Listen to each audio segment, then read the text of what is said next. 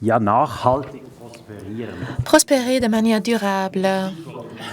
Un bon mot-clé pour la suite. Alors, prospérer durablement, gérer et travailler de manière prospère et durable, comme le président a dit tout à l'heure, constitue un objectif que nous aimerions discuter lors de cet événement qui se demande si la croissance peut être un péché. Selon la chanson de Sarah Leander, personne ne connaît la réponse. Un péché ou pas, la croissance? Est-ce que la réponse est non? Nous ne devons pas commettre des péchés, mais nous devons respecter certains aspects, les prendre en due considération. Il s'agit donc des décisions sociales, économiques et écologiques devant être prises. Voilà donc les thèmes avec lesquels nous aimerions, sur lesquels nous aimerions nous pencher pendant cet événement d'aujourd'hui. Et vos opinions nous importent. J'aimerais donc vous animer à participer de nouveau à notre petit sondage Mentimetre. Répondez, s'il vous plaît, à la question suivante. Est-ce que la Suisse se trouve sur la bonne voie vers la durabilité? Voici donc un thème qui nous intéresse tous et toutes. Et j'aimerais maintenant vous annoncer les premières interventions de la partie matinale. Nous avons donc nos deux intervenants qui vont nous joindre de lointain. J'aimerais commencer en vous introduisant l'optique macroéconomique sur cette crise, sur la pandémie, mais également sur la durabilité. Nous sommes très contents de pouvoir vous annoncer l'une des économistes les plus connues et célèbres de la région germanophone qui va nous parler des conditions cadres s'appliquant à la durabilité. Bienvenue, professeur Béatrice Védard-Di Mauro. Professeure chercheuse à l'Université de Genève, présidente et également chercheuse à l'INSEAD à Singapour depuis 2001 et 2018. Elle a eu la chaire pour la politique économique et pour la macroéconomie à l'Université de Mainz. Et entre 2004 et 2012, elle était membre du Conseil d'experts économie de la République fédérale. Avant ceci, elle était à l'Université de Bâle, à l'FMI, comme à Harvard et à l'Université de Tokyo. Elle est conseillère des gouvernements, des banques centrales et des États. Elle est membre du conseil d'administration de Bosch et d'Unigestion. Bienvenue à Bâle. Toutes mes excuses pour ne pas pouvoir être chez vous dans ma ville à Bâle aujourd'hui, mais nous avons planifié ce discours il y a 3 ans et le planning est devenu tout à fait compliqué à cause de la pandémie. Mais je vous joins virtuellement. Maintenant, j'aimerais donc vous parler de la croissance. Est-ce que la croissance peut-elle être un péché? Quelles sont les conditions s'appliquant à une gestion durable? Donc, le péché, la croissance, Il ne s'agit pas des deux mots qu'on associe fréquemment l'un avec l'autre et j'aimerais donc parler de différentes perspectives. Parlons tout d'abord de la croissance. Est-ce que nous éprouvons toujours de la croissance et combien de croissance après cette grande crise que nous vivons toujours, pardon. Dans l'optique économique, est-ce que la croissance constitue un péché ou pas?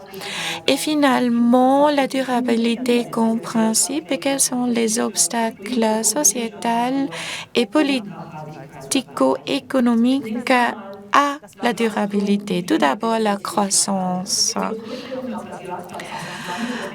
En 2020, comme vous le savez certainement, et je vous montre ici un graphique du monde très rouge, rouge foncé. Nous savons donc tous que la croissance l'année passée a éprouvé un effondrement historique. Le PIB a chuté énormément comme jamais auparavant pendant une période de paix.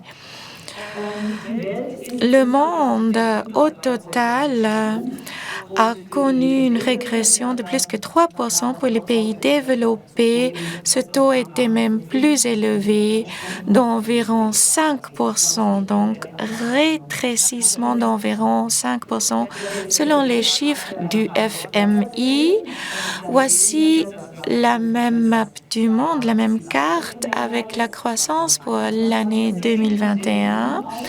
Nous sommes donc déjà très dans le vert, même dans le vert foncé, dans certaines régions du monde, avec les États-Unis et la Chine et l'Inde. Donc avec ces pays, avec des populations fortes et grandes, ce qui nous montre le rattrapage par rapport à la croissance en 2021, donc une courbe plutôt V et non pas L ou M comme prévu dans le passé par rapport aux perspectives de la croissance. Continuons donc avec ce graphique et jetons un coup d'œil sur l'année 2022 avec une croissance à monde vert, moins vert foncé et voici le pronostic du FMI pour 2023 pour les pays industrialisés. Donc un été plutôt normal avec un taux de croissance entre 1% et demi et 2% globalement pour les pays industrialisés, tandis que les pays en voie d'émergence vont avoir un taux de croissance plus important. Il se peut que cette image soit trop optimiste puisqu'on n'a pas souligné les différences pendant cette phase. Ces différences donc entre les pays industrialisés et le reste du monde. Voici donc ce graphique qui nous montre que les pays plus pauvres et que les marchés émergents vont continuer de souffrir de cette rupture du corona. Selon la prévision pour l'Amérique latine, même en 2024, on aura toujours une perte de croissance de 6% du PIB par rapport à une situation avant la pandémie. Il s'agit donc d'une perte de revenus grande, d'un recul important et la même chose vaut pour l'Asie, sans la Chine et pour l'Afrique. Il y aura donc seulement les pays les plus riches et surtout les États-Unis qui vont être en mesure de rattraper le niveau avant le virus et qui vont aller au-delà de ce niveau. Surtout les États-Unis qui devraient être en mesure de rattraper un niveau plus fort comme avant la pandémie. La pandémie nous a montré que la croissance économique n'est pas évidente. Ce que nous avons vécu ces 20 dernières années en termes de globalisation, en termes de rattrapage de la croissance, a en très peu de temps éprouvé une destruction en partielle. Les conséquences pour la pauvreté dans beaucoup de régions de ce monde vont être énormes et cette situation va persister. Beaucoup va dépendre du taux de vaccination dans les autres pays du monde. Et la deuxième question qui se pose, c'est également l'impact à long terme des vaccins.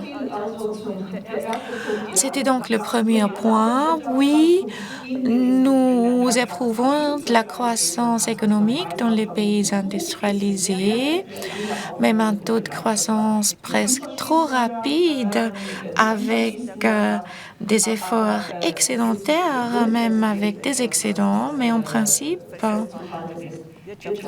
il faut savoir que la croissance économique constitue quelque chose d'instable et de précaire, ne pouvant pas être supposé, comme la pandémie nous l'a montré de manière nette et claire. Deuxième thème, la croissance est-elle un péché? J'aimerais répondre avec oui à 2 reprises. Oui, si ceci avait été mesuré faussement, il s'agit donc du concept de la croissance économique. Et une deuxième fois, oui, si les prix sont faux. Parlons donc des externalités, de la défaillance du marché, du changement climatique et du ton que nous éprouvons partout dans le monde et également en Suisse. Outre, c'est le domaine de cette valeur, car la réponse d'un économiste doit être non.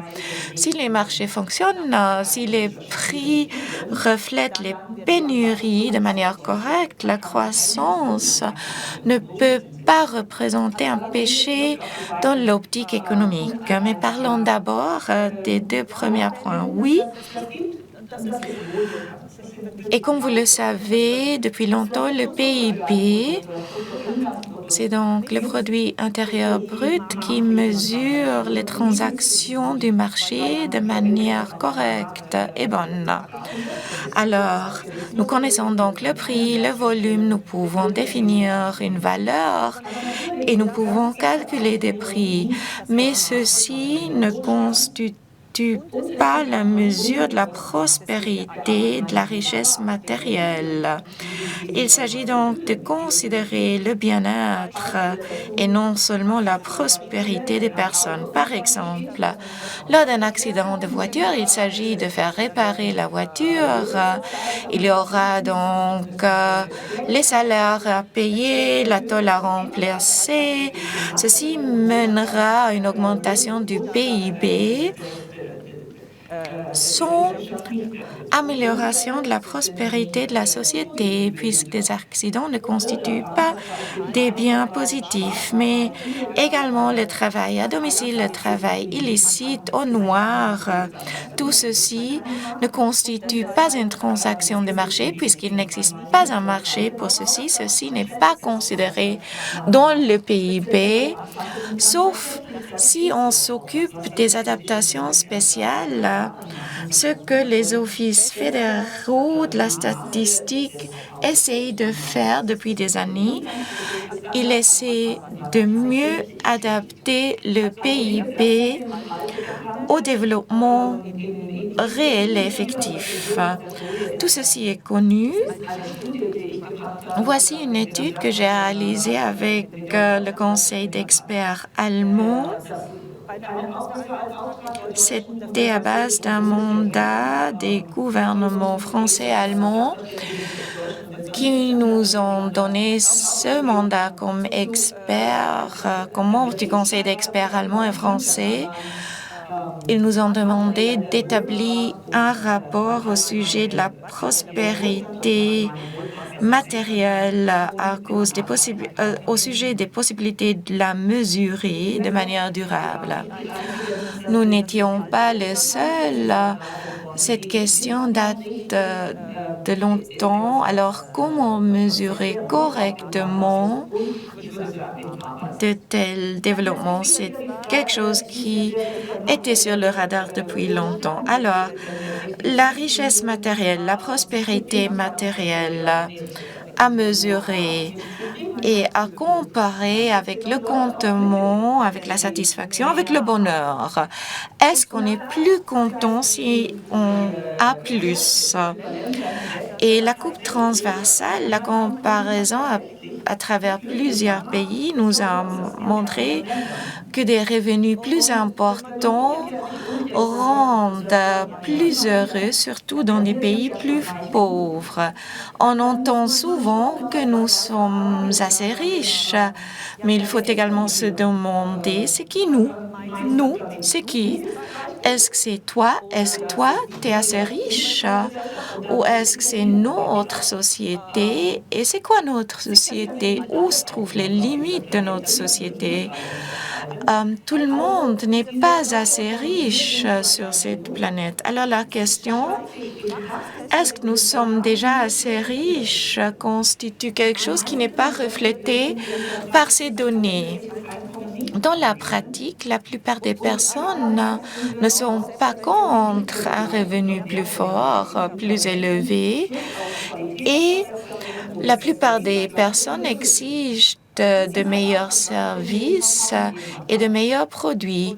Alors, personne n'est contre une croissance, une augmentation de la prospérité. Comme j'ai dit au début, il y a donc ce rapport entre croissance économique mesurée et la satisfaction globale et la prospérité globale. Et il y a donc ce rapport positif. Alors, comment faire face au problème de la défaillance du marché, au problème des externalités, des effets externes? Selon les économistes, il s'agit de corriger les prix avec des taxes d'incitation. Il s'agit donc d'un rôle pour les politiciens devant mettre à disponibilité un cadre réfléchissant les prix effectifs avec une taxe sur le CO2, avec ETS, avec une combinaison,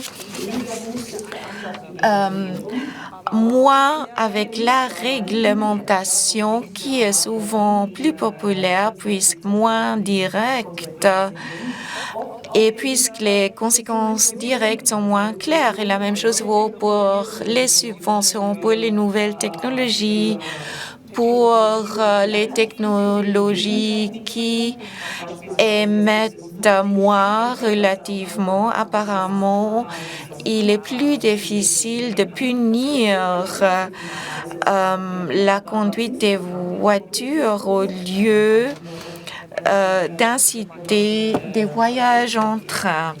Alors, il faut toujours considérer les externalités sur les deux côtés, les internaliser. Une chose est claire, nous avons donc une politique économique nette et claire qui est exigée.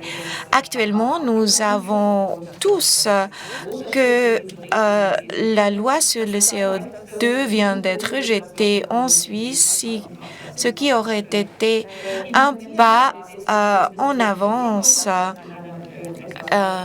Je vais faire mention de ceci ultérieurement, mais j'aimerais dire à ce moment que nous espérons toujours que avec une prospérité, croissance, avec une meilleure richesse, il y aura une plus forte demande des biens.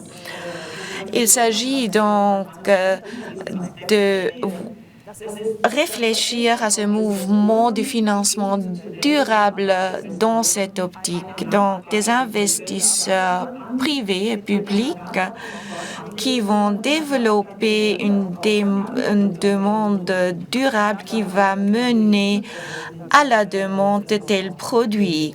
Mais il existe également le problème de l'éco-blanchiment et Il faut également penser au financement durable et à la possibilité du développement d'un marché autonome dans ce domaine, nécessitant également des conditions cadres et des définitions par rapport aux biens verts. La tragédie des commons, the tragedy of the commons, constitue une autre méthode d'exprimer le problème avec des biens communs comme les océans, le climat. Il s'agit également d'une méthode de clarifier tout ceci avec le tableau de l'IPPC, ce rapport paru récemment, donc ce rapport du panel climat, qui a calculé l'étendue de cette tragédie et les zones de distribution de cette planète. Donc, si nous voulons atteindre les objectifs climatiques de Paris ou les dépasser même, que pouvons-nous faire? Vous avez donc ici les budgets du CO2 restants exprimés en gigatonnes, avec grand nombre d'incertitudes par rapport au budget restant. Mais jetons un coup d'œil sur la ligne, nous montrons le réchauffement climatique à 1,7% avec les gigatonnes dans l'atmosphère et selon ces calculs, il nous restera environ 700 gigatonnes pouvant être émis et non pas jusqu'à 2050. C'est donc un budget tout à fait modeste pour la planète entière, pouvant être atteint avec un taux de probabilité de seulement 7%. Voici donc un gros problème par rapport à un bien commun, un objectif devant être atteint selon les objectifs de Paris que presque tous les pays du monde veulent atteindre. Il y aura donc des problèmes de distribution massif, il y aura des problèmes du free rider avec la culpabilisation et la responsabilisation des autres. Il y a également les systèmes politiques et les pays différents et les divergences. Et voici encore un graphique vous montrant le monde et les émissions du CO2 qui dépendent du niveau des revenus. Il est donc peu surprenant de constater que les pays à fort revenu ont également des émissions fortes du CO2, beaucoup plus importantes comme dans des pays pauvres. Ce n'est donc pas la croissance qui constitue un péché.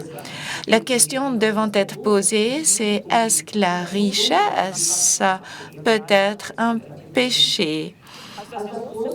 Le problème majeur et massif, c'est donc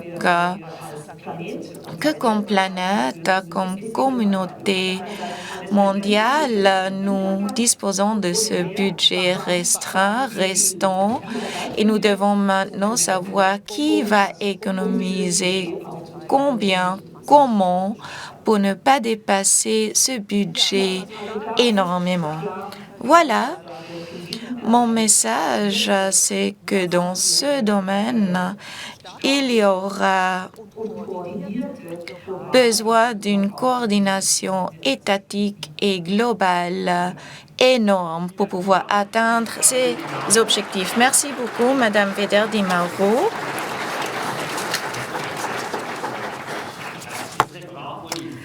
Ce discours avait été enregistré avant cet événement, mais nous avons maintenant la possibilité de parler directement en direct avec Madame Merveilleux. La connexion est stable. Merveilleux. Madame, j'ai deux questions pour vous. Bonjour. Madame Meder, merci beaucoup pour votre exposé qui nous a donné un bel aperçu. Ce que moi j'en retiens, ce sont les différences extraordinaires dans le monde. Et je reviens à un graphique que vous avez montré en début de votre exposé où on voyait comment la croissance a évolué durant la crise du coronavirus. Et là, l'écart entre les nations industrialisées et les pays en émergence est de plus en plus grand. Est-ce que c'est inquiétant pour les économes? Oui, certes, cela ne peut pas nous laisser indifférents. D'une part, le progrès de nombreuses années par rapport à la lutte contre la pauvreté est renversé ou inversé. Ce sont environ, selon les calculs, 240 millions de personnes qui sont touchées par la pauvreté en raison de cette crise du coronavirus qui avait échappé à la pauvreté et qui s'y retrouve de nouveau. Il faut se l'imaginer de façon tout à fait concrète. 40 fois la Suisse, côte à côte. Imaginez-vous cela sur la carte du monde et c'est le nombre de personnes qui vivent en pauvreté, des maladies et dans la détresse. Beaucoup de ces personnes sont des mères et des enfants qui ont des difficultés de ressortir de ces situations. La deuxième perspective, c'est que cela divise le monde et cela à un moment où la pandémie et le changement climatique montrent combien la coopération internationale et les biens communs sont importants et que la disposition n'en est pas plus grande si les évolutions s'écartent trop les unes des autres. Et last but not least, c'est aussi pour l'économie des pays industrialisés. Cela constitue un problème si les pays moins développés ne démontrent pas la même croissance en tant que ou ne fonctionnent pas de la même façon comme marché ou comme chaîne de livraison et ne se remettent pas aussi vite de cette crise. Oui, nous constatons que les défis sont très grands. Encore une question concernant le sujet de la durabilité. Notre plénière et les spectateurs dehors, nous leur avons posé la question ce qu'il en est de la durabilité en Suisse. On peut peut-être vite faire regarder le résultat. Quelle note est-ce que vous vous donnez pour la Suisse? Je suis pas du tout d'accord ou complètement d'accord. Madame Dimaro, je peux vous le dire, nous sommes à peu près au milieu, 3,4. Les personnes sont plutôt optimistes. Lorsque je vous pose la question à une économe active sur la scène internationale, vous avez un petit peu le regard de l'hélicoptère. Si je regarde les études, les statistiques, les classements qu'on connaît, la Suisse se trouve souvent à la pointe lorsqu'on parle de compétitivité, aussi de la durabilité, lorsqu'il s'agit aussi de la mise en œuvre des objectifs SDG. Quelle note est-ce que vous vous donneriez à la Suisse? Si je devais donner des notes en matière de durabilité, j'aimerais reformuler la question à quelle durabilité cela se réfère. Est-ce qu'on parle de durabilité écologique? À ce moment-là, la note ne peut pas être suffisamment bonne parce que nous ne savons pas comment atteindre les objectifs. Là, il faut d'abord de nouvelles propositions. Si je définis durabilité d'un point de vue classique des finances étatiques, par exemple, quel est l'endettement? Est-ce que nous souffrons d'un problème d'endettement à ce moment-là? Le vote est garanti qu'on ne l'a pas, donc les finances d'État sont très durables. On pourrait éventuellement argumenter que on n'a pas besoin d'un endettement zéro, d'un zéro noir, d'un point de vue économique. Et puis, il y a d'autres aspects également qu'on peut comprendre lorsqu'on parle de durabilité. Par exemple, qu'en est-il de la durabilité des relations commerciales et les relations entre voisins, les relations avec nos voisins sur le plan économique? Et là, en Suisse, on peut dire que nous ne savons pas très bien comment cela va se poursuivre après avoir quitter le chemin de l'accord cadre et pour l'instant, donc, nous n'avons pas d'autres propositions. Comment on voudrait continuer à façonner les relations avec l'UE et finalement, et ce sera une question qui gagnera en importance, qu'en est-il de la durabilité au niveau sociétal? Ou est-ce qu'il y a des tendances de polarisation, de fragmentisation? Est-ce que ces tendances ont été renforcées par la situation pandémique ou est-ce que la situation du coronavirus, et ça on le verra seulement à la fin, est-ce que la situation du coronavirus a ouvert en quelque sorte une fenêtre pour pouvoir reconnaître que de nombreuses choses ne peuvent être entreprises qu'ensemble parce que ce n'est pas possible autrement? Eh bien, cette question-là, si je regarde la durabilité sous cet angle-là, je dirais que la Suisse est probablement bien placée et néanmoins, j'aimerais placer un point d'interrogation. Les polarisations dans la société, la politisation, la fragmentarisation, c'est un sujet qui va nous accompagner encore à un moment. Merci beaucoup, Madame Eder-Di-Mauro. C'était une grande question, une réponse pleine de facettes où vous avez même su caser le sujet de l'Europe. Nous vous remercions pour cette intervention et merci d'avoir trouvé le temps pour nous ce matin, Madame Eder-Di-Mauro. J'espère que vous entendez les applaudissements. Vielen Dank und noch einen schönen Tag nach Basel. Merci beaucoup et une bonne journée encore à Bâle.